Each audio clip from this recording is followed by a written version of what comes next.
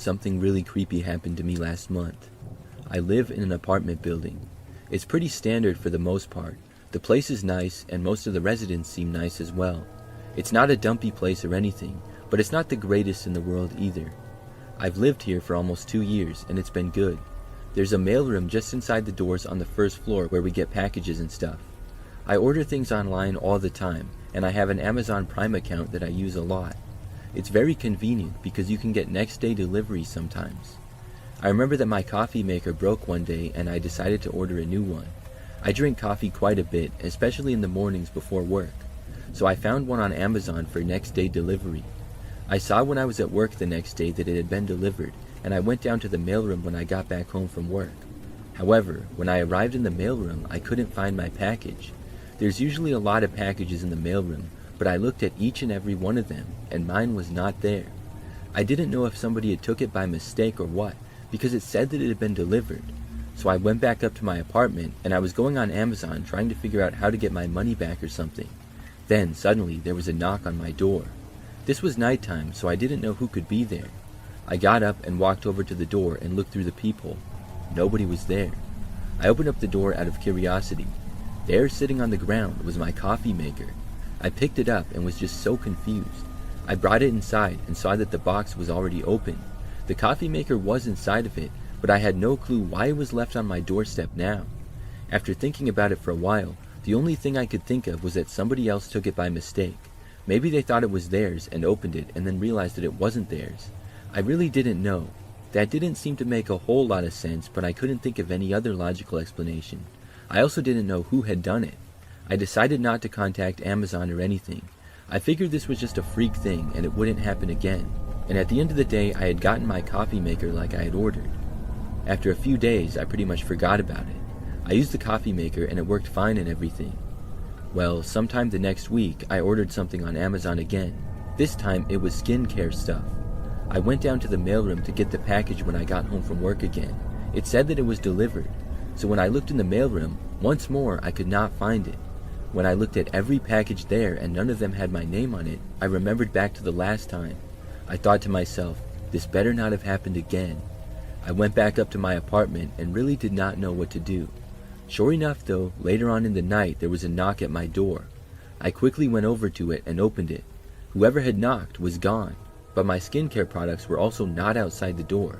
Instead, there was a note there. I picked it up and read it. It said, "To get your package, come to 112. That was the number of another unit on my floor. I didn't know all my neighbors or who exactly lived in 112, but I now knew who was stealing my packages.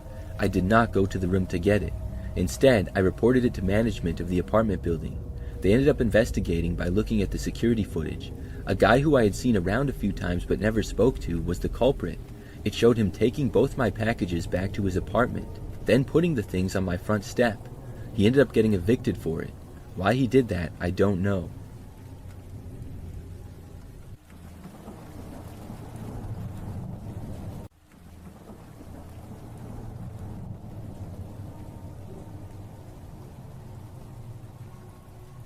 I work at Starbucks, and something happened a few weeks ago that really freaked me out.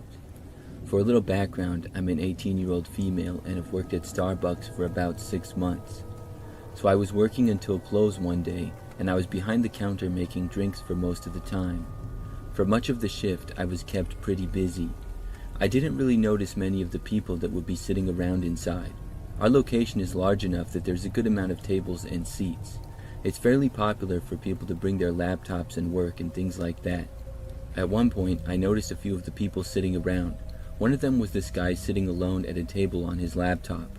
He was probably about middle-aged, had dark hair, and was wearing a blue jacket. When I noticed him, he was staring at me. He didn't look away though when I saw him. I had to look away because it was weird. But then I just kept working and I didn't think about the guy or look over in his direction anymore. Hours later though, when things quieted down significantly, I was not quite as busy. At that point, I noticed the very few people that were still inside. I think there were just 2 or 3 people sitting around. One of them was the same guy from earlier, and when I noticed him, he was staring at me again and once more did not look away. It was almost unsettling how weird it seemed to me. I also thought that it was weird at first how he had been there for so long, but But I guessed it wasn't that strange for people to work all day in a coffee shop after all. As we approached closing time, it was now just me and another coworker. The other customers soon left, but the man remained. The closer it got to closing time, the more nervous I was. Was he just going to keep sitting here past close? Thankfully, with about 5 minutes left before we closed for the night, I saw him getting up to leave. Then he walked out the door, and I felt better. I stayed for a while longer until I was good to go. After I left work, I just drove straight home that night. The Starbucks is in an area with lots of other stores and restaurants right nearby, and it's always kind of busy over there. I live with my parents at their house, which is about a 10-minute drive from the Starbucks. So I drove home and then went inside. It was probably like 9 p.m. by that point. I just remember that maybe about 10 minutes or so after getting back, I noticed this car parked on the side of the street outside. It was pretty much across from our house, and the engine of the car was running. What was strange is that it's pretty unusual for cars to be parked on the side of our street. It's not really in the city, and everybody has large driveways. I saw the lights to the car turn off, and I just decided to go over to the window and look at it. When I got closer, I noticed that there was somebody inside the driver's seat. It looked just like the same guy who had been at the Starbucks staring at me. At first, I thought that I was paranoid thinking about the guy, and there was no way that it was really him. But then he looked over at the house. I saw him for like a second, and then I quickly ducked down so that he wouldn't see me. I realized in that moment that it was for sure the same guy. This kind of freaked me out, because of course I wondered if he had somehow followed me home or something. I went away from the window, and I didn't want him to see me or anything. But a short time later, my curiosity got the better of me, and I went back. Not only was the car still there, but the man was still in the driver's seat and appeared to be looking at me. I moved away from the window again and found my dad, who was thankfully still up. He decided to go outside and confront the man.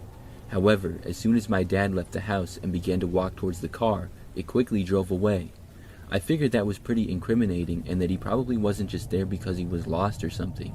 Since then, I have not seen the man, not in my neighborhood and not at Starbucks, and I'm really happy about that. I'm hoping that I never see him again.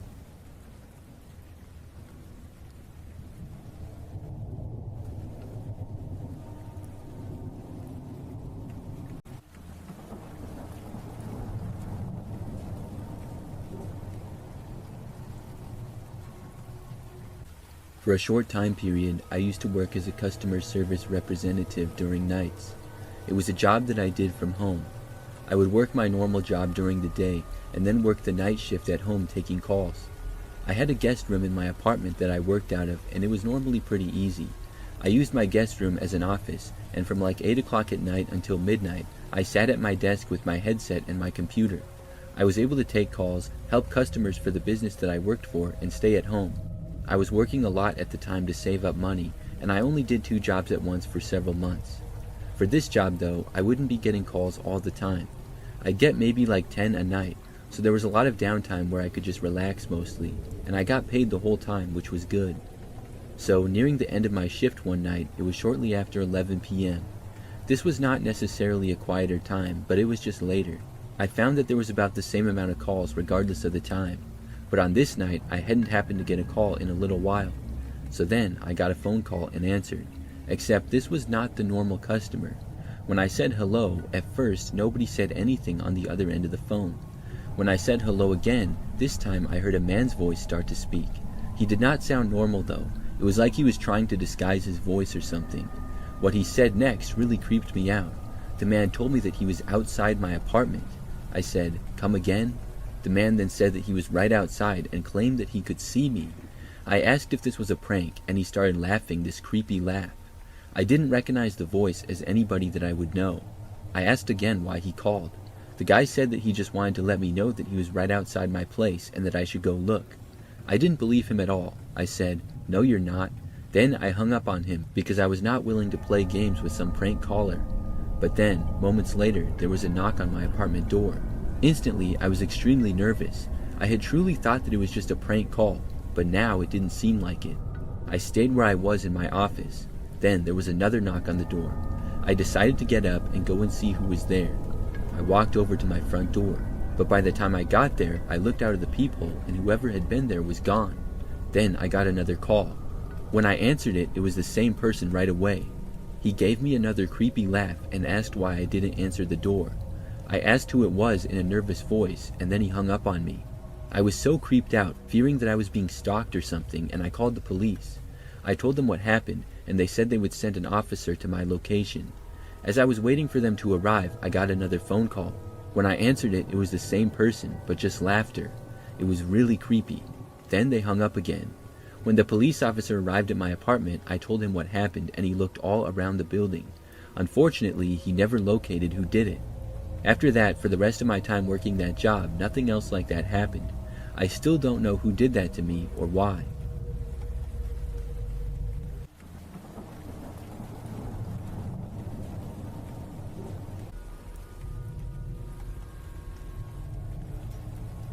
Several years ago, I worked a temporary job as a part-time security guard. It was a job that I was not really qualified for, but I guess there wasn't really any requirements. There was this building in the sort of downtown area of the city that I lived in. The building was a mix of some offices and some other businesses. It went up several stories and connected to other buildings as well. During the day, the building was open and there would be somebody who worked at the main desk. Many people would walk through the building during the day, but at night it was closed, and for some reason they still needed a security guard. I would literally just sit in the desk all night and do nothing. Nobody ever came to the building, and I never had to talk to anyone. I wore a security guard uniform that was similar to a cop's outfit, but I was certainly no cop, not even close. The only training I got really was to call the cops if anything happened. But on the other hand, I could just sit down and go on my phone for hours and get paid for it. I could play games and watch YouTube videos and do whatever I wanted really. I would also walk around the lobby area and some of the connecting hallways to get my steps in. I didn't mind the job much because it was just part-time, so it didn't really get old. Anyways, one night I was working, and by this point it was probably after midnight. I know that I was at my desk like usual when somebody knocked on the door. This was something that had never happened before. There were 2 glass doors that were at the main entrance. Obviously they were locked now. I wasn't really sure why somebody would be knocking on the doors, but I felt like it was my job to go and check. They also tried to open the doors as I got up, so I walked over to see who was there. When I arrived, I saw a relatively young woman standing there outside. It was a fairly cold night and a little rainy as well. By this time, really nobody else was out walking on the sidewalks or streets. When I got to the door, she was motioning for me to open it. I knew that I was to never let anybody in the building after close, so I tried to tell her through the glass that we were closed and she could not come in. She didn't seem to get it though, and motioned that she could not hear me and for me to open the door again. So reluctantly, I did. I opened the door just a small amount, and I told the woman that the building was closed. She said something like she was very cold and needed to use the restroom quick. I told her that the building was off limits, and I gave her directions to a building nearby that was actually open. She did not seem satisfied, but accepted what I said and started to walk away. Then I closed the door and went back over to my desk.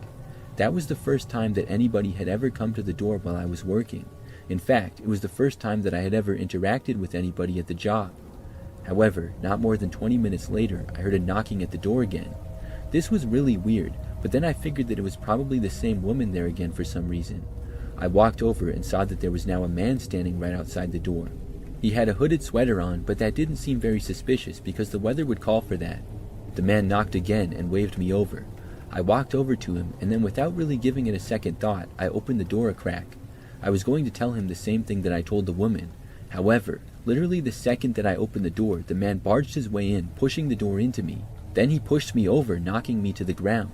Before the door swung back and closed, another man forced his way inside and stepped over me as I was on the ground now. I did not have any weapons, and I wasn't getting paid enough to stand there and fight the guys. So I got up and quickly ran out the door and left the building. The men were now both inside to do who knows what. I ran a safe distance away and I called the police. I walked around the sidewalks freezing cold, hoping that the men didn't come after me or anything.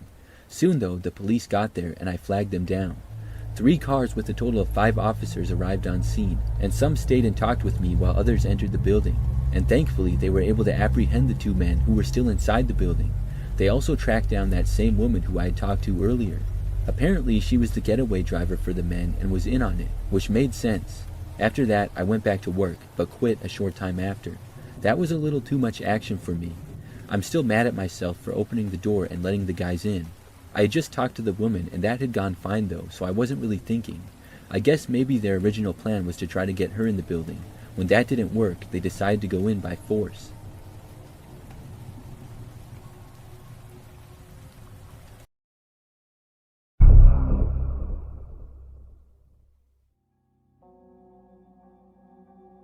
Between 8th to 10th grade, I was deeply involved in a small Minecraft building server.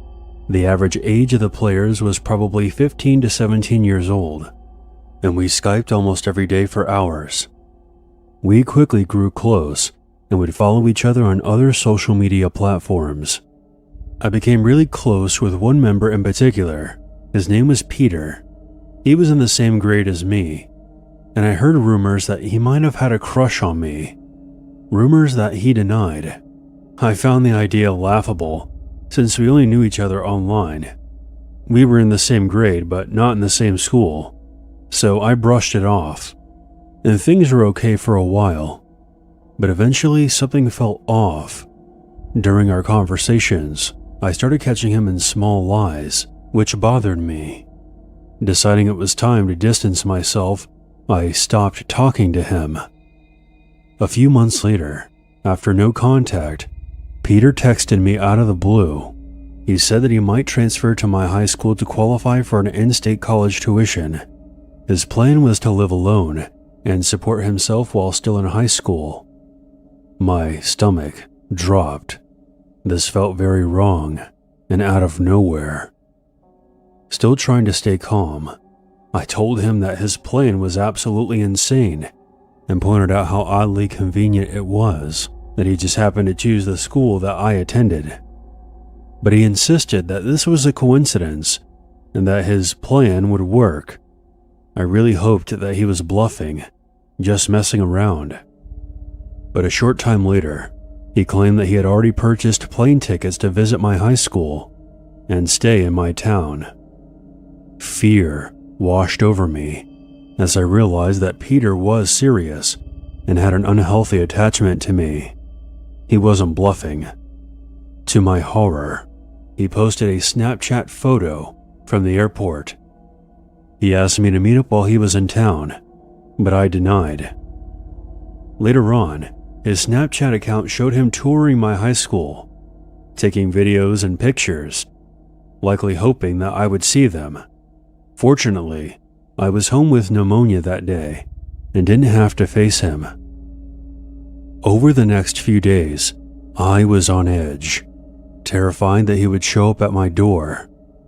Luckily, he never figured out where I lived, and eventually he flew back home, abandoning his plan. Shockingly, the rest of our online group never thought his behavior was creepy. I felt like I was going crazy for finding it severely disturbing. I hoped my rejection of the meetup and continued silence would end things. But 2 years later, after I committed to my dream college, Peter popped up again. I had, foolishly, kept following him on social media to monitor if he was ever near me. Then I saw it, a photo of him posing in front of my college's library. Captioned, "Transferring here is definitely the move." I don't know if he ever did, but I never ran into him on campus. A few months later, he found out that I had a boyfriend and contacted me on Skype for the first time in 2 years. "Do you think he's going to protect you?" Out of fear, I blocked him and unfollowed him on all social media. I admit that I made mistakes back then. I was young, scared, and surrounded by people telling me this wasn't a big deal. He hasn't tried to contact me since, but that doesn't mean he isn't still watching me.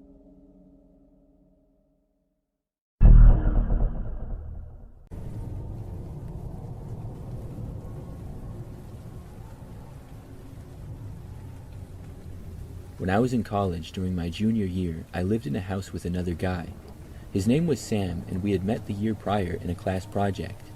I had a good amount of friends in college, but I wasn't able to find a good living situation, because for a while I didn't know if I was going to be transferring schools or staying. I ended up staying, which I was happy about, but I was kind of late to find a place for the following year. It was pretty much a situation where I would have to live in the dorms again. But then the guy I had a class with kind of randomly asked me if I knew where I was living, and I said no. So he told me that he needed a roommate for a house that he was living in. I pretty much said yes right away. I felt like I had gotten lucky at the situation, And I didn't know Sam very well other than the class that we had together. We had never hung out or anything, but I figured that it would be fine. So the house was pretty small and old, but other than that it was better than the dorms. It had an upstairs with 2 bedrooms and a bathroom. Then downstairs was another bathroom, a kitchen, living room, and a dining room. After moving in, things started out fine. I didn't really do much with Sam, we mostly kept to ourselves, but I didn't have a problem with him at all, and he was cool. However, several months into living there, some strange things started happening. One night, I remembered that I heard a door keep opening and closing downstairs. It was really weird. It was like it kept opening and then closing right away, non-stop. It creeped me out, so I got out of bed and went to look. By the time I got downstairs, though, nobody was there. It was so weird. I went back upstairs, and Sam's door was closed, so I assumed he was asleep. I didn't know how to explain the noise, but I was able to go back to bed a while later. Now, like a week or so after that, I remember that I was woken up to the sound of somebody knocking on my bedroom door. I thought that it had to be Sam, obviously. After waking up, I asked what he wanted, but he didn't answer me. I got up and went over to the door and opened it, but nobody was there. It was really strange. Then, later on, one time when I was doing homework late at night, I heard footsteps downstairs. I assumed that it was Sam, but then he texted me asking if I was downstairs. When I said no, he said that he heard someone down there. I did as well, and it really creeped me out. So I remember that we both went downstairs and looked all around, but didn't find anyone. It was really strange, and we even considered calling the police, but decided not to. So some really weird things had been happening around the house. I talked with Sam for a while about it, and he claimed that he had heard some strange things too. Then things got even worse. One night I heard a loud banging on my bedroom door. It was like somebody was trying to break the door down. I didn't want to open it, but it wasn't locked or anything. After it stopped, things went quiet for a while. Then I finally went over and looked. When I opened the door, nobody was there.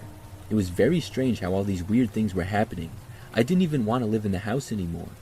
Then, one night shortly after that, I got added on Snapchat by a guy from our school.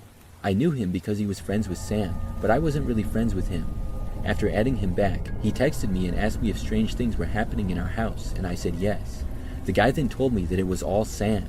He said that Sam had told him how he pretends to make the house all scary. He said he did that because he thought it was funny and he didn't like me, and he also hoped that I would get scared and move out.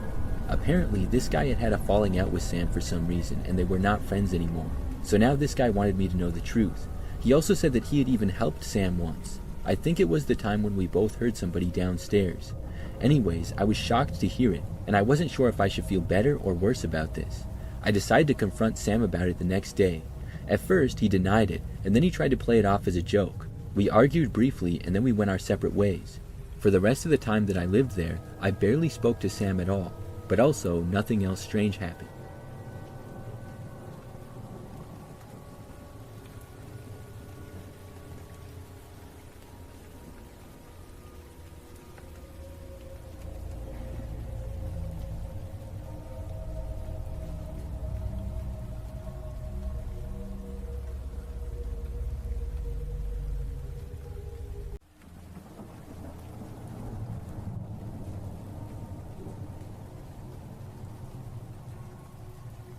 About 25 years ago, I used to work at a gas station. It was one that was somewhat off a country road and only like 5 minutes from where I lived. I would work the overnight shift because the station was open 24 hours. This is something that was both creepy and easy typically. There wasn't a whole lot that had to be done overnight. The store part of the gas station was pretty small. It had a good amount of snacks and drinks, so I would do some stocking of the shelves and organizing here and there. Most of the time, though, I would just sit behind the counter. We had this TV that was hanging from the ceiling in the corner that I used to watch at a really low volume. Without that, I would have been truly bored out of my mind most nights. But the TV was amazing, because this was before smartphones, so I couldn't just go online or whatever. During the day, a lot of people would drive on the road that the gas station was on, and they would stop. At night, though, it was kind of the opposite. We would seldom get any customers. An occasional car would drive by and sometimes stop in for fuel, but normally if they did, they wouldn't come inside of the store. In fact, the gas station stopped being open 24/7 sometime in the late 2000s, and about 5 years ago it was converted into a smoke and vape shop. But back to the story. To be honest, when people did stop there at night, I always hoped that they wouldn't come inside, because being by myself in the middle of the night, whenever anybody came in, it always seemed kind of sketchy. There were a few strange people, but overall not that many scary experiences. One really stands out though. It was a night like any other. The time was roughly 2 o'clock in the morning, so this was among the quietest times of night for me. I was just sitting behind the counter and looking around the empty shop. To my right was the door to go inside, as well as 2 very large windows looking out to the gas pumps. Surrounding the station all around was pretty much wildlife. There was a dense woods right across the street, and next to the property was some tall grass and quite a bit of trees scattered around as well. We hadn't had any customers in the gas station in well over an hour. I don't think that I had seen a car in a long time either. I remember glancing out of the windows though and noticing what appeared to be a man. He was walking slowly from the sort of wooded field area next to the gas station and making his way towards the gas pumps.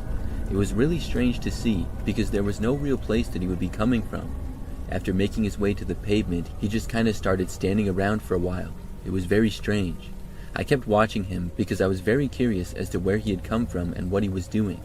The man was bald, looked to be maybe in his 40s or so, and had a slight beard on his chin, I remember. He was also wearing sunglasses.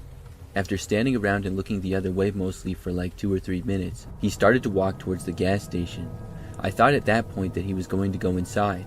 He walked all the way towards the doors. Then the man stopped, took out a cigarette, and started smoking it. He did not go inside the store. After smoking for a couple minutes, he then started walking away and crossed the quiet street. Then the guy literally walked right into the woods, which had me really puzzled. It was very strange because there was no path to go into the woods or anything. It was just like dense forest all around. That alone was one of the strangest things I had ever seen. But it got weirder.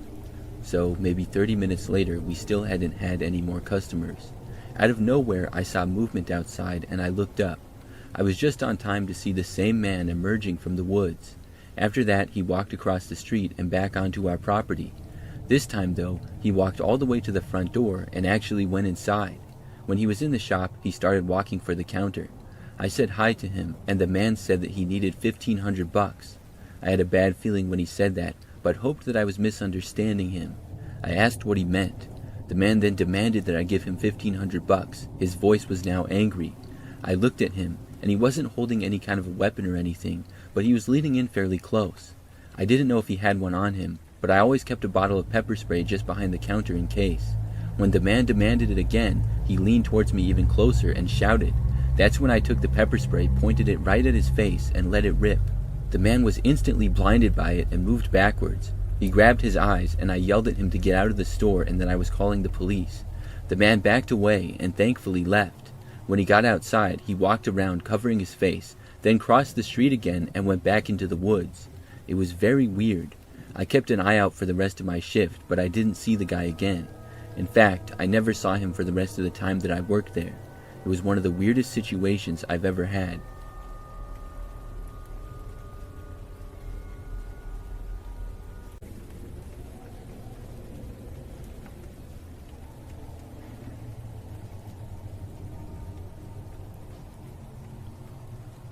I live alone in a house that I'm renting in a fairly average neighborhood.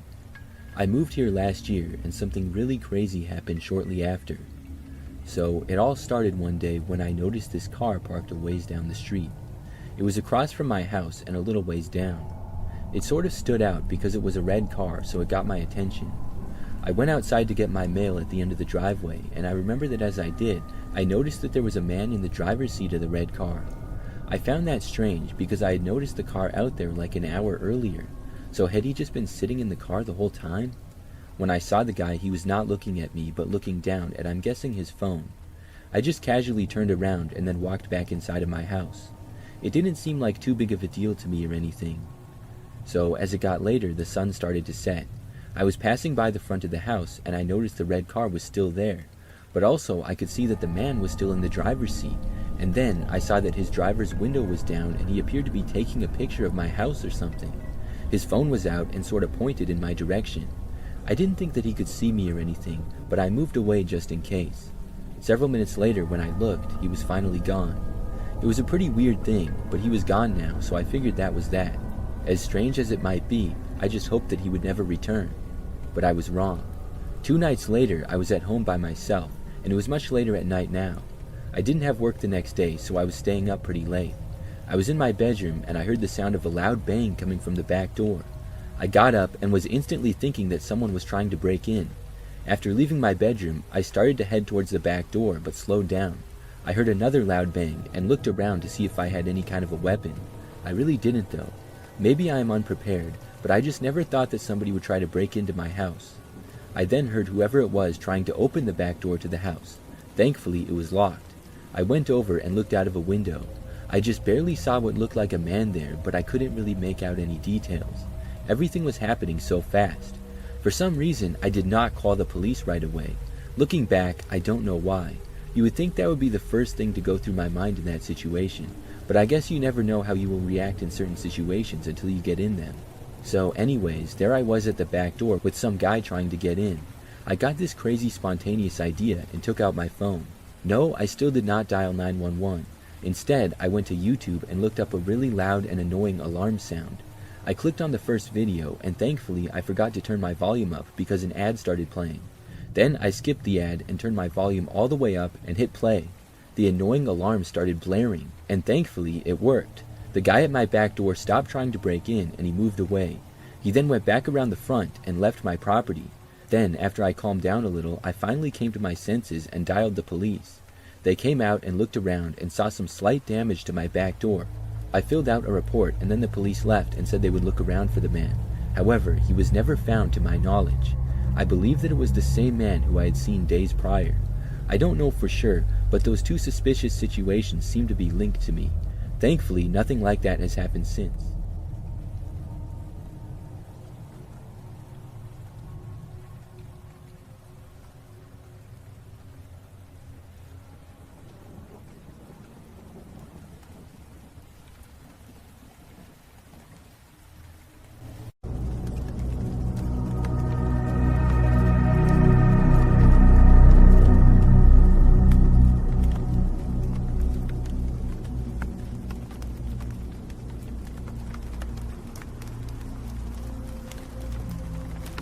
My story isn't crazy long, but it's one of the wildest things that's ever happened to me. I still think about it now and how close I came to getting ripped off by people I thought were my friends, so here we go. It was a Friday night a few years back. I was supposed to go out with Ethan, Marcus, and a few other buddies. Just some bar hopping, nothing major. But that afternoon, I got hit with something nasty, fever, chills, full body sweats.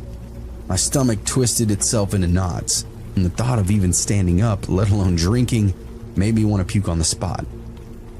I shot Ethan a text and told him I'm out for the night.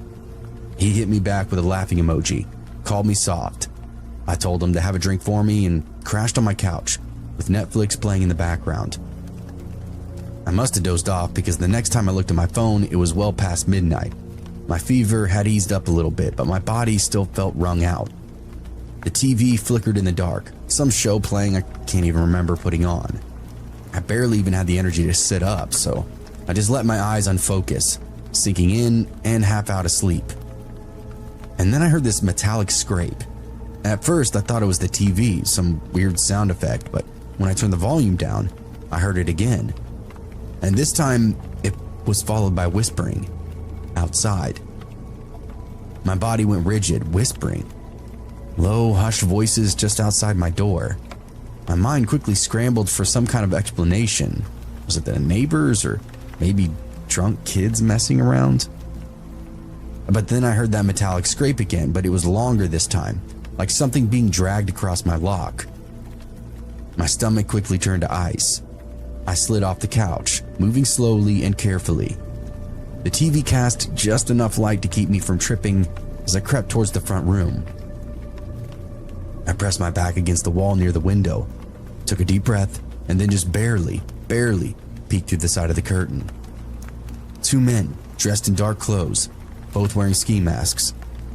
One was hunched over my front door, working at the lock with something thin and metallic, a lockpick. The other stood a few feet back, glancing around, shifting from foot to foot like he was really nervous. My throat locked up immediately. This ain't a prank. This is real. I stumbled back from the window and fumbled for my phone. My hands were slick with sweat as I unlocked it and dialed 911.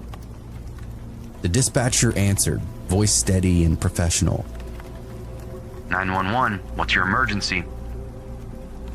There's two guys outside my house. I swallowed hard. They're trying to break in. Can you confirm your address, sir? I gave it to her, whispering. My body felt electric, every nerve on edge. Where are they in the house? Front room, I can see them through the window. I don't think they know I'm home. Stay quiet. Officers are en route. I peered back through the curtain, breathing barely. The guy at the door continued to jiggle the knob, muttering something. I could just make out his voice now, rough and impatient. But at the same time, it was familiar. A sick feeling crawled up my spine. I knew that voice. I told the dispatcher, barely even believing my own words. I think I know one of them. There was a pause on the other end. You recognize him? I mean, I can't see his face, but his voice... My mouth went dry. Yeah, I do. Were you supposed to be out tonight, sir? That question hit me like a slap. I blinked, my brain working slower than it probably should have been. Yeah, I whispered. I was supposed to be out tonight. The dispatcher's tone then sharpened. It's not uncommon for burglars to plan jobs based on when they know somebody won't be home. You may have been targeted by somebody you know. A cold weight then settled in my gut. I stared at the guy at the door, his build, his movements, the way he was shifting when he got frustrated. Every part of him was screaming something I didn't want to believe. Ethan. That realization made my skin crawl. My friend?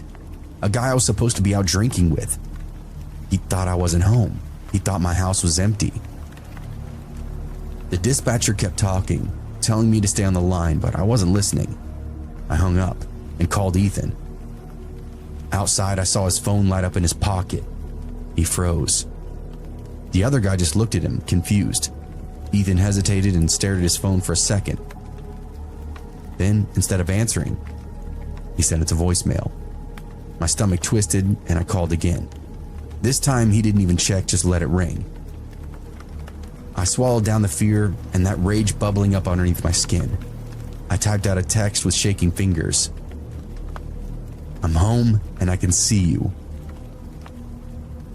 Ethan checked his phone and stared at the screen, and then bolted. I watched him and the other guy sprint down the street, their dark figures vanishing into the night. But they didn't make it far. The second they hit the driveway, red and blue lights flashed and sirens ripped out through the air. The cops were already here. The moment the sirens hit, Ethan and his accomplice skidded to a stop, and for a split second, they looked at one another, then bolted in opposite directions. It didn't matter though, the cops were already fanning out, voices barking commands. Hands where I can see them! Down on the ground now! Ethan hesitated just for a second, then dropped to his knees, hands in the air. His friend wasn't as smart. He made it halfway across my neighbor's yard before two officers tackled him hard into the grass. I stood there frozen at my window, watching it all unfold. It really didn't feel real. The same guy I shared drinks with, laughs with, confided in, was now cuffed, face down on the pavement. A few moments later, the officers knocked on my door. I let him in, and my legs were still feeling like they weren't attached to my body. I gave my statement and recounted everything that I saw. The whole time, my voice was distant, like I was telling somebody else's story. It turns out Ethan and his buddy weren't first-timers. They were tied to a string of break-ins across the town. Small stuff mostly, electronics, cash, anything that could flip quick. He'd been robbing houses for months and months now, including mine apparently. The reality of it all didn't hit me until after the cops left and my house was quiet again. I locked the door, double-checked the windows, and then sat in the dark staring at my phone. I don't really know what I was waiting for.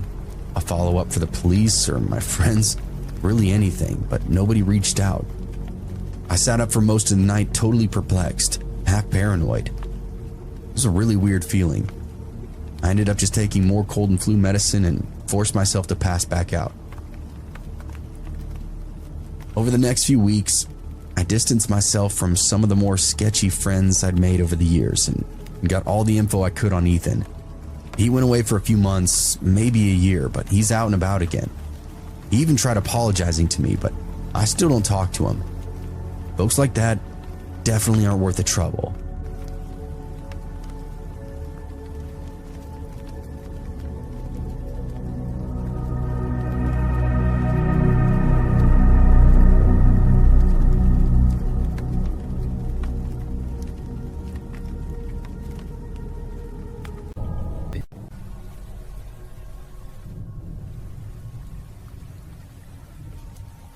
For a while when I was younger, I had a roommate. We shared a small 2-bedroom house together just outside the city.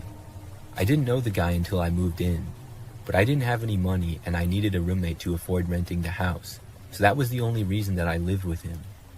We both paid half the rent of the house, and the place was not very nice and pretty cheap. The guy's name was Ben.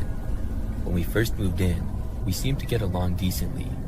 For the first few days, we mostly just stayed in our own rooms or were gone at work. I did run into him in the kitchen once and we talked briefly. He seemed alright. However, about a week or two into living there, and one night I was awoken to the sound of somebody banging on my bedroom door. It was loud enough to wake me, and it continued, so I called out asking who was there. I figured that it had to be Ben, because who else would be in our house? The knocking stopped at that point, but nobody responded to me. So I got up and I walked over to the door, but when I opened it, nobody was there. I looked down the hallway and Ben's door was shut. I figured he had done it, but I didn't know why. Maybe it was a prank. He just didn't seem like the type of guy to pull that kind of a prank though. I went back to bed at that point. When I got up, Ben had already left for his job, and I forgot to talk to him about it anyways. But the next night, basically the same thing happened again. I once more was awoken in the wee hours of the morning to a banging on my bedroom door. This time I was more frustrated and I called out, "What?" The knocking stopped and I got up and ran to the door and opened it. When I got there, nobody was in the hallway again, but I looked and saw Ryan's door closing. I went over and knocked on the door, but he didn't answer. I asked what his deal was, but he still said nothing. I thought about barging into the room and giving him a piece of my mind, but I decided not to. I just walked back to my room and returned to sleep. Maybe Ryan was a sleepwalker and that was the explanation. Although sleepwalkers don't generally act that way as far as I'm aware. They're not called sleep pranksters. So the next morning, I wanted to confront Ben, but once more he was gone when I woke up. That night, again, I was awoken to a knocking. This time, I got right out of bed and marched over to the door and opened it. When I did, Ryan was standing right there on the other side. He looked at me, and I asked him what his problem was. Ryan then shoved me backwards before running off to his room. I went after him and tried opening his door, but it was locked. I banged on it for a while, but he didn't answer. So then I just went back to bed again. I was planning on finding a way to move out as soon as possible. The next morning, Ben was not gone yet. When he left his room shortly after I got up, I confronted him. I asked him what on earth he was doing. Ryan said flat out that he didn't like me and he didn't want to live with me. I told him that I was going to move out as soon as humanly possible. Within a few days, I had found an apartment and moved there, which was good because I didn't like living in that house anyways. The apartment was more comfortable. In the meantime, Ryan did not bang on my door at all for the last few nights that I lived there. Looking back, Ryan was definitely a strange guy. I'm not sure if he was trying to scare me out of living there or what. He could have just told me that he wanted me to move out and we could have handled it like men. There was no reason for the crazy nonsense that he did. I'm glad that I found an apartment so quick.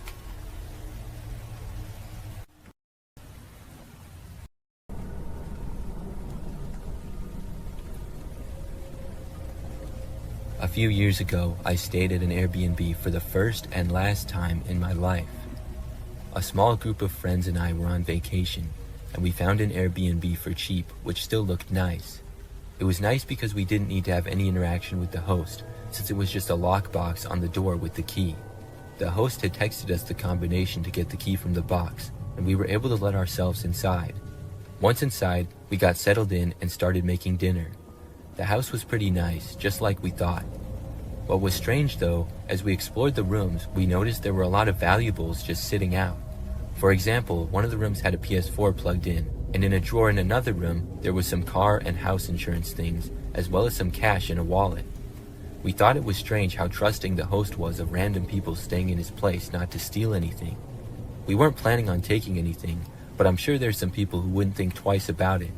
Anyways, later that night after eating, we checked out the rest of the place, picked our bedrooms upstairs, and eventually checked out the basement. As we explored the large basement, we came across a door that was locked. The door being locked itself wasn't anything strange, but the fact that many valuables were left laying around in the house made us think, if none of the valuables were behind the locked door, what would the door need to be locked for, and what was behind it? Anyway, we continued with the rest of the night and went to bed at a good time since we had to be up early the next day. In the middle of that night, while sleeping in my bedroom upstairs, I was woken up with the urge to pee. I tried to go back to sleep, but it was bad enough to keep me up and I had to go to the bathroom. As I got out of bed and approached the door, I heard some movement out in the hallway. It sounded like somebody was shuffling down the carpeted hallway. I opened up my door to continue towards the bathroom, expecting to see one of my friends awake also trying to use the bathroom. When I opened my door, however, I saw someone at the end of the hallway opening a different door and look inside. I immediately could tell that this was not one of my friends based on the shape of the figure. I flipped on the light switch for the entire upper hallway, which was thankfully right near me. I screamed loud enough to wake up all my other friends as I saw a man at the end turn towards me with a look of surprise on his face. I was worried that he was going to attack someone, but thankfully, he seemed more ashamed and upset at getting caught snooping around the house and looking into our rooms. Turns out, he was the host of the Airbnb we were staying at. He tried to explain what he was doing here in the middle of the night, saying he was looking for some tools that he had left behind and needed for the morning. It wasn't a very convincing argument. After more questioning of the guy, we also found out he had been living in the locked room in the basement the whole time we had been there, even though he said we had the whole place to ourselves. Needless to say, all my friends and I are very certain that this guy was a creep and had probably been doing this to guests for years. On the bright side, at least he wasn't violent or aggressive, because we realized how much worse the situation at night could have been. I'm not certain what legal consequences this guy was faced with, but he did lose his right to rent out places at least.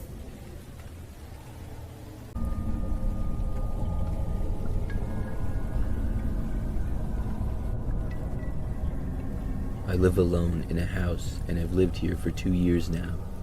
This is an event that took place several months back and is still very fresh in my memory. So it was nighttime and I was alone in my house and in my bedroom. The house is not very large and my room is on the ground level. As I was watching TV and sitting on my bed, it was starting to get late and was maybe 11 or 12. Because it was late, things were very quiet aside from the volume on my TV, which was not that loud. All of a sudden, I heard this noise from the back end of my house. It sounded like maybe from the backyard, and it seemed like somebody had hit a back window. Before I could compute what was going on in my head though, I heard glass breaking. The sound was coming from the same area.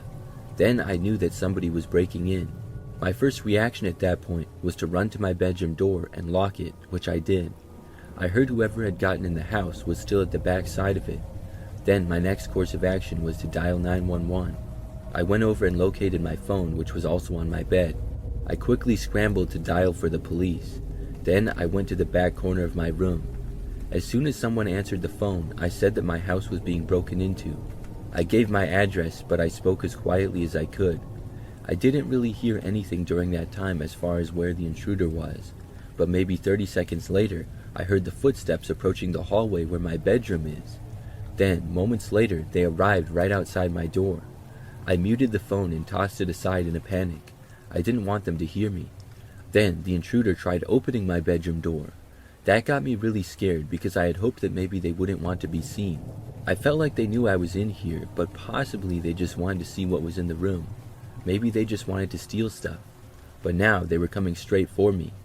After the door did not open from being locked, I heard a loud man's voice. He yelled for me to open the door now.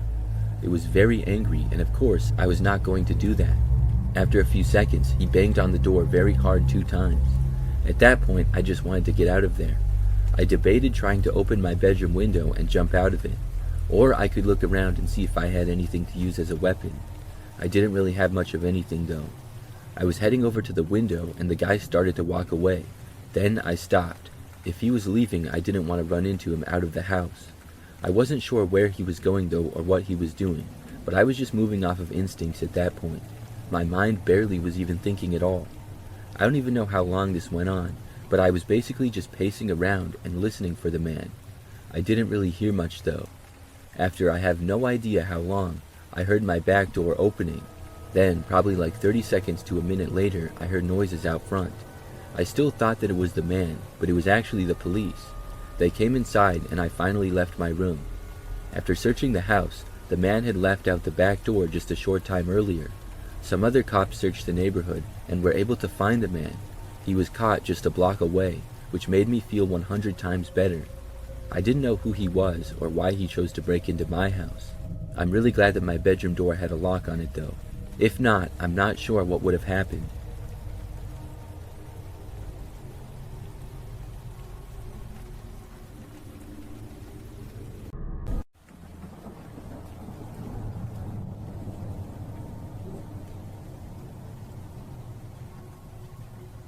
This is something that happened several years ago. It was sometime in the fall, and one Friday afternoon, I went to a pumpkin patch with my girlfriend. This was our first trip to a pumpkin patch that year, and my girlfriend wanted to get pumpkins that we could carve. The place that we were going to also had some other things, like a walking trail, a souvenir shop, and a corn maze as well. But overall, it was smaller, and it wasn't one of those places that 1,000 people go to every weekend. This was more of a local farm. When we got there, it was right after the place opened and nobody else was there. We parked in a grass field and it didn't even have any other cars in it.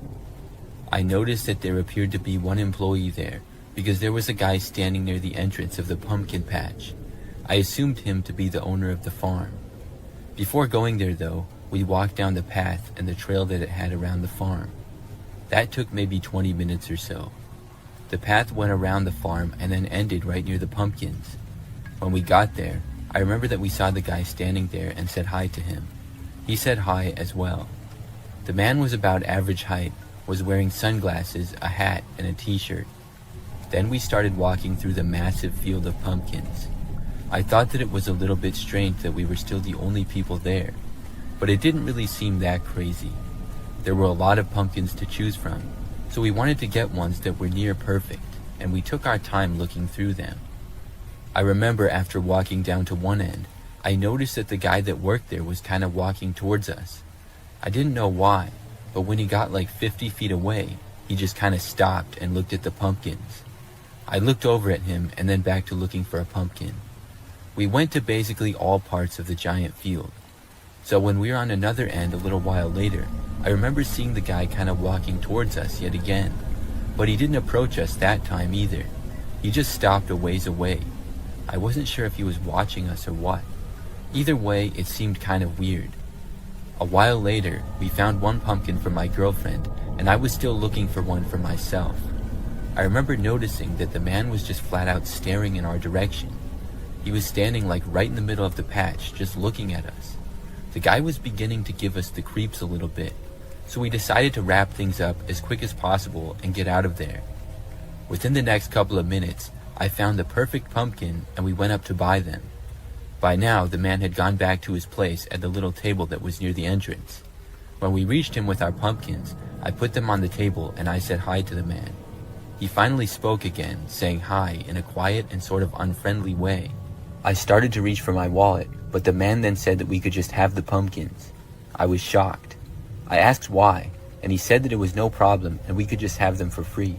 Well, I wasn't going to question it anymore, but it sure seemed odd. My girlfriend and I just said thanks to the guy and then we left. We walked out to the car and then got inside. I remember that I was driving off and I noticed that the guy was just staring at us. He was sure an interesting character to say the least. The whole farm seemed pretty strange that day. Well, the very next day after that, my girlfriend showed me something on her phone. It was a news story on some website. It said that a pumpkin farm, the same one that we had been to, had been the scene of a crime. The owner of the farm had been beaten by a man and locked in a shed. The man who did it had been on the run, but the farmer was able to get out of the shed and call police eventually, and they located the man within 12 hours on the other side of town. When I saw a picture of the man that was caught, it was the same guy who had been working at the farm. So we had talked to the criminal and not even the actual farmer. I really couldn't believe it. That explained why everything was so odd. Obviously, we had no idea that any of that was going on. Looking back, I don't know what else might have happened, but I'm glad that we got out of there when we did.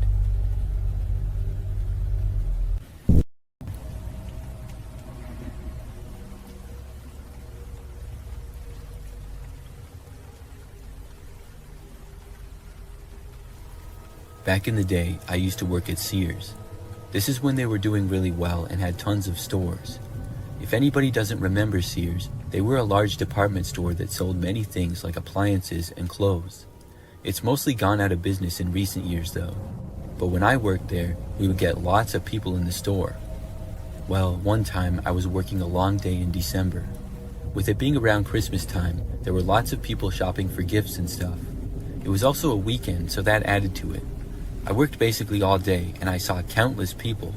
When I was finally off of work, I was happy to go home and was tired. So I just remember that I clocked out of work and then left the store. I went out to my car and then drove back home. It took maybe 15 minutes or so to get back. Then I parked my car in the driveway and got out of it.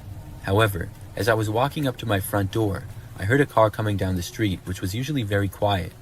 I noticed it but didn't really think that much of it at all, and I kept going. However, as I was opening my door to go inside, I happened to hear the car slowing down.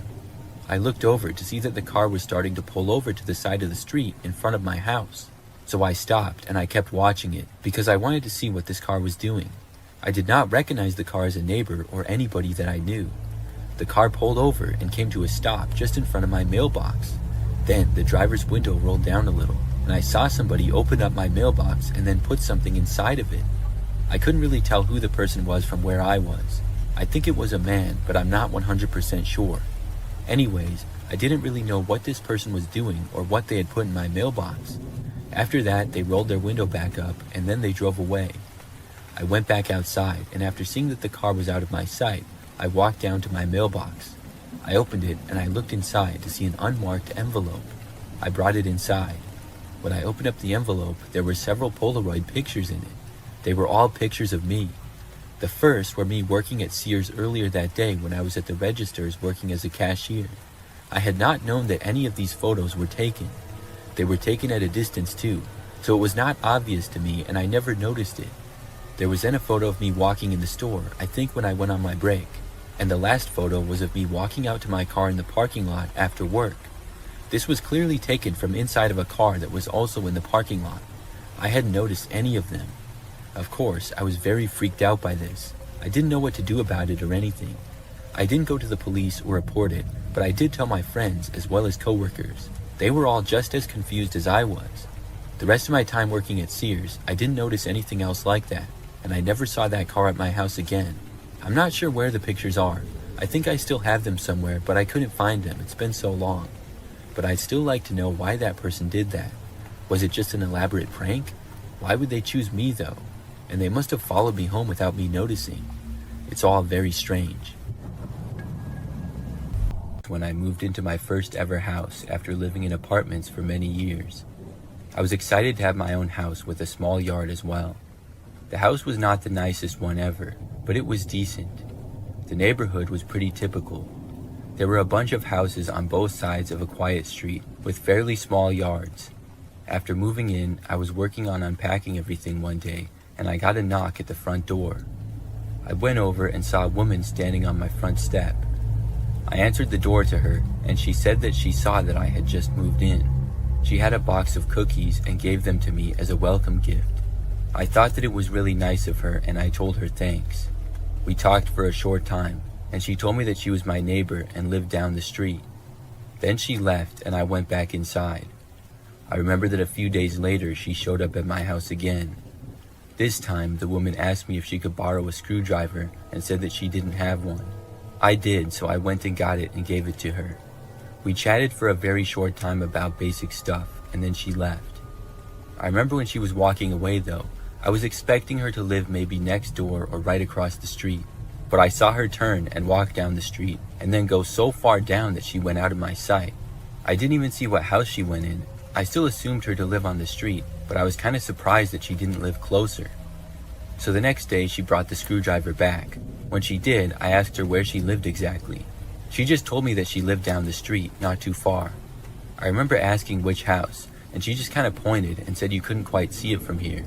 So a short time later, she left again. I watched her walk away, and I even walked a little farther out to see where she was going. Well, she literally walked to the very end of the street, and then left the block going to another street and went out of my sight. I was very confused. Why did she keep coming to my house? And how would she even know that I moved in if she didn't even live on my street? So I remember that one of the days after that, I was mowing my lawn. It was a weekend, so my next door neighbor happened to be mowing his lawn as well. We both finished at around the same time and met each other.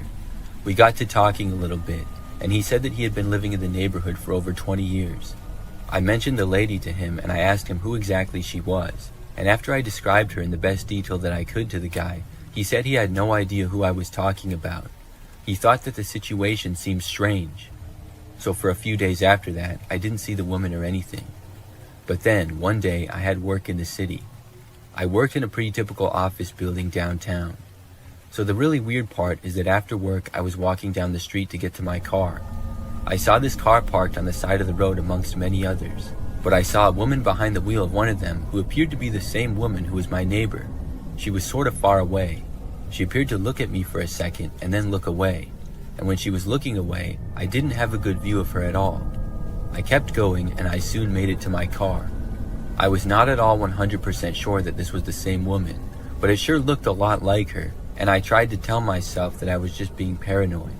Well, I saw her again several nights later.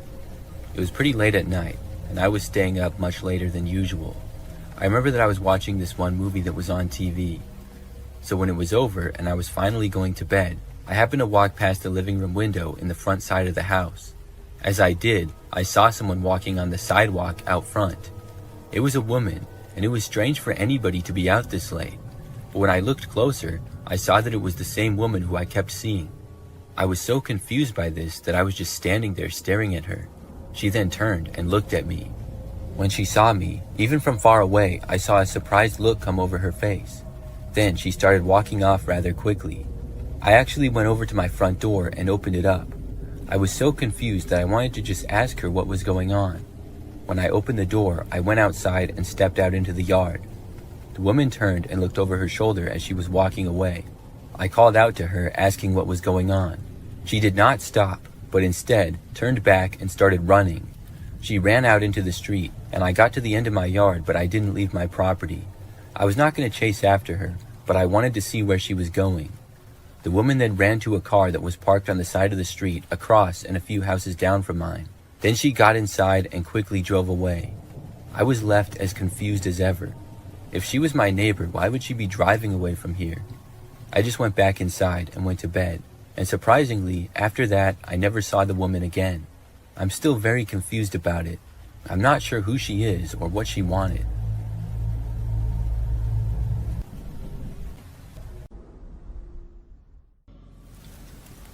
I live in a small country where things still go bump in the night, and that doesn't go for just creepy local legends.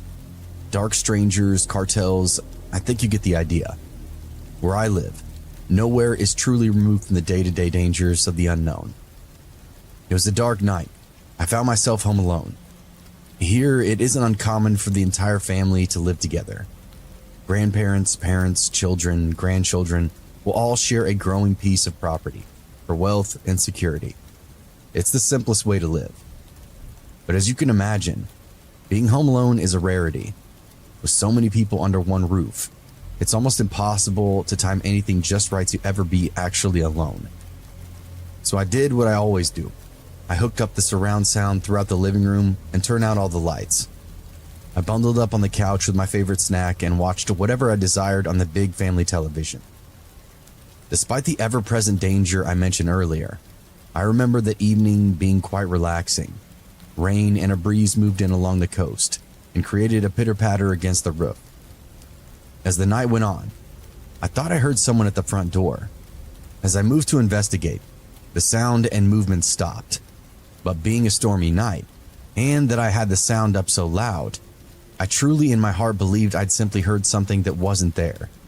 I turned back to the movie and did my best to relax. That's when the back door began to rattle. I adjust myself on the sofa to get a better look, when someone starts to knock, a frantic, heavy banging against the hard wood. I froze in place.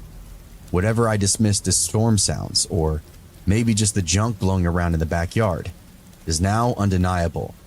There's someone trying to come inside the house. Everyone who lives there naturally has a key. Whoever is outside the door clearly does not. At the time, I'm an 18-year-old man. I'm running through the logical scenarios in my head. Whoever this is, they tried to open up the front door, then slip around the side of the house and is now trying to force the back door open. This isn't cartel or a monster. Anything with real bloodlust would have forced the front door open.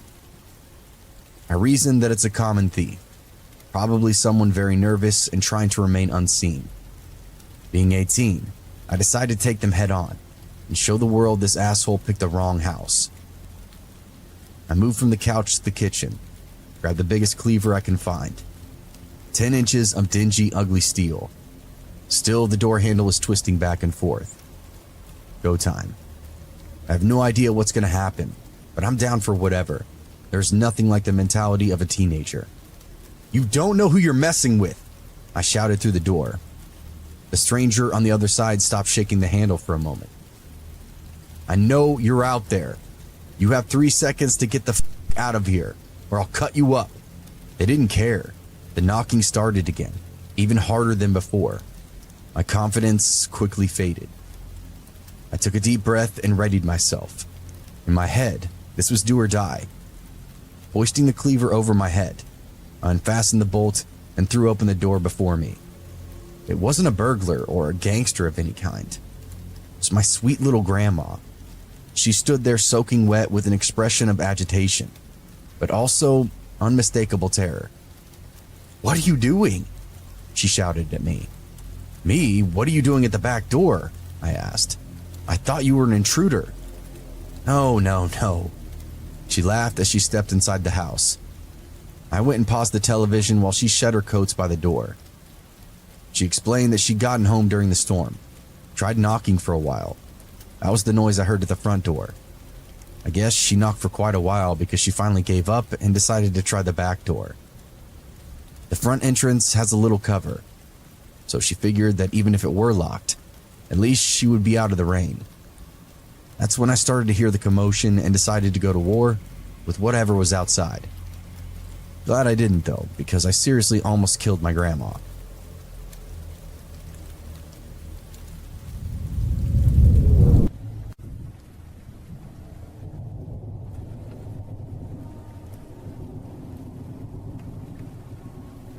This happened one summer afternoon in 2018 when my partner, my stepdad, and I decided to check out an abandoned factory near my parents' house. We were just picking up my partner when we passed by it, and without thinking much about it, we started talking about exploring the place. My stepdad, who tends to act on impulse like us, pulled over right by the building and we decided to go for it. It didn't take long to find a way inside. The factory was falling apart with broken windows, walls crumbling down, and most of the roof was missing. The only real obstacle was a doorway that had some debris in front of it. We cleared that away, and as soon as we stepped through the door, something felt off. It was the middle of the summer, but the air inside the building was freezing cold. I don't mean it was a little chilly, it felt like winter.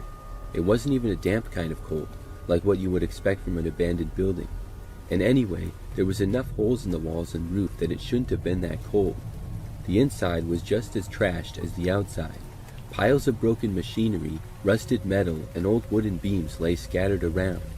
As we moved farther into the building, my partner and stepdad went ahead to check out another room, and I wandered off by myself to look through some cabinets that had been left behind. It was like everything had just been abandoned overnight. Files, worker IDs, and even older sheets from the late 90s and early 2000s were scattered everywhere. Most of the orders were packed and ready to be shipped, but none of them had ever been sent out. My stepdad pointed out how strange that was, and the factory looked like it had been closed for many decades, even though the most recent date I found was 2002. The building at most had been abandoned for 16 years. I have no expertise in something such as how quickly buildings decay, but the whole place seemed very run down for only 16 years. As we were talking about how weird the place was, I started feeling something else. It wasn't just the cold or the dust or the abandoned vibe. I was getting a feeling of danger, like something was watching us, or maybe waiting for us to leave. I can't describe it any better than that. It was like my fight or flight response kicked in, but I didn't know why. I told my partner and stepdad, and they agreed that we should head out. It was odd, and we hadn't heard anything or seen anything strange, but we all felt it. We made our way back to the car, and just as we were pulling away from the building, my partner and I both noticed something. In the doorway we had just come through, standing there, was a figure. It was hard to make out clearly. It kind of looked human, but not exactly. Something about it didn't sit right. It was like a person, but not. The figure didn't move, as it just stood there, staring at us. My stepdad didn't seem to notice since he was too busy driving. My partner and I looked at each other at the same time and asked if we had seen that thing in the door, so it was definitely not our imagination. We never went back to the factory. I can't shake the feeling whenever I drive past the building to my partner's house. I drive past the abandoned factory so often, and I wish I had never gone inside, because I think about it every time I drive by.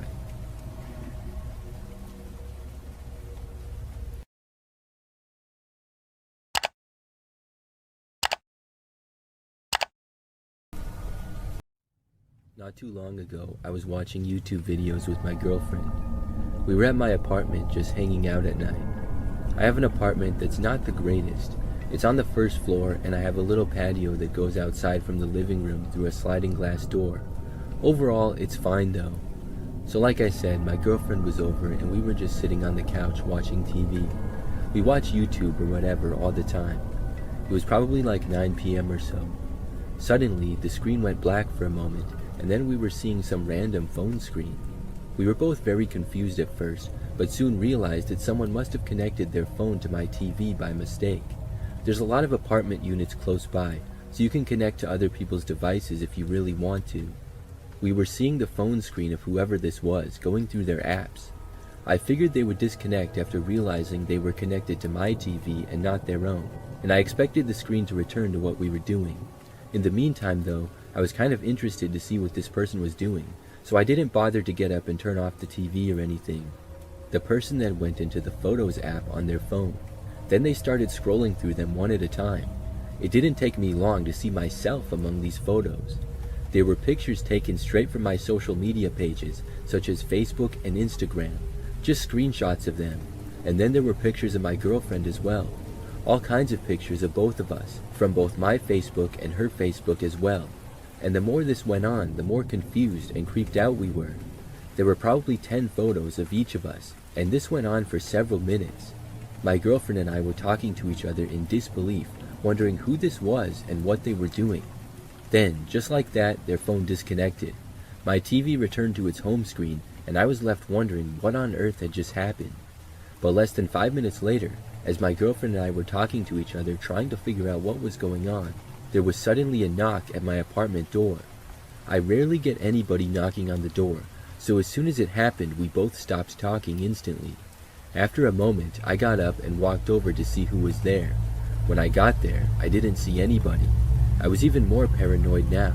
I figured whoever had connected to the TV had just knocked on my door. We were very confused, and eventually sat back down on the couch and tried to forget about it. We went on the YouTube app again and tried to play a video to take our mind off of things. Meanwhile, my sliding glass door in the room was mostly covered by blinds, but there was about 2 feet at the end that wasn't, as they weren't closed all the way. A few minutes into watching YouTube again, and I saw something out of the corner of my eye.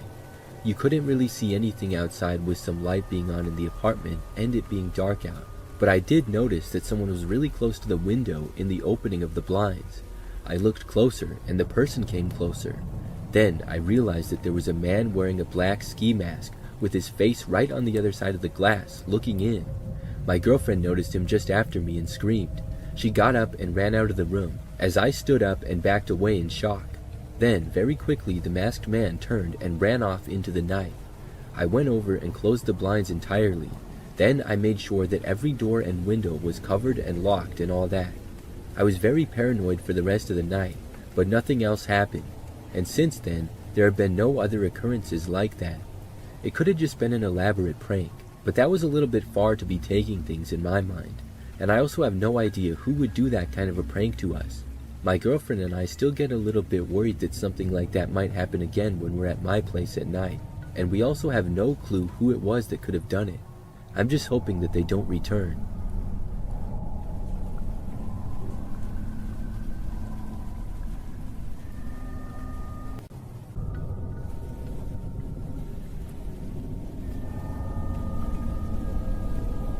This happened last year and still creeps me out when I think of it.